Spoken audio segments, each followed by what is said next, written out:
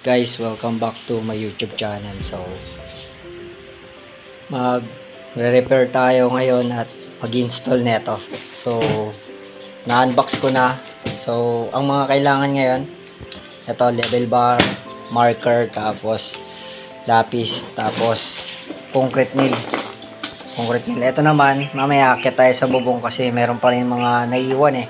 Siguro at least 2 or 3 na maliliit na butas.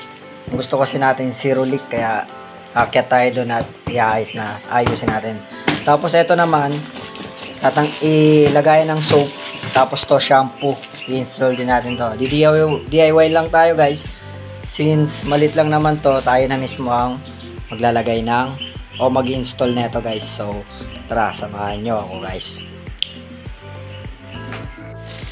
So, ito guys, tanggalin na muna natin para makita natin kung ano ang itsura niya.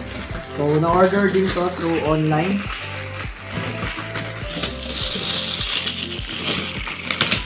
So, online siya. Ayan siya. Lagayan sa ng soap. So, tingnan natin kung ito meron siyang lagayan, no? Dito ikakabit yung connection na. Tapos, ito, lagayan ng soap. Meron din siyang kasama na lagayan na ilalagay lang siya sa wall. Dito, ididikit siya sa wall.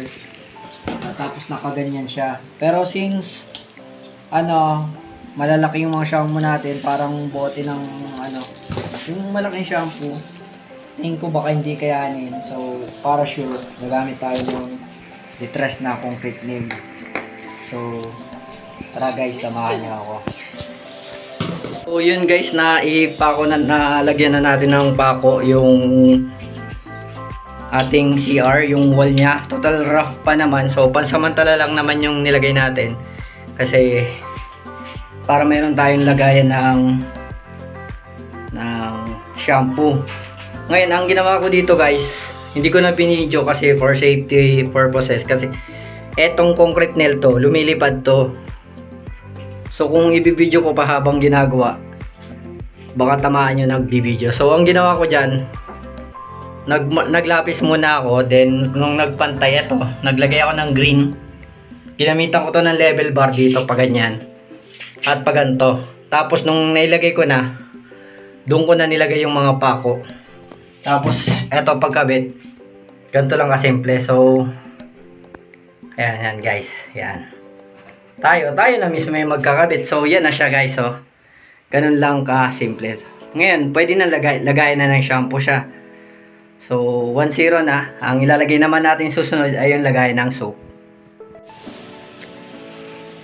So, yun guys, na-assemble na natin to, lagayan ng soap. Tapos, ito yung pandikit niya, connection niya to wall. Sticky lang siya.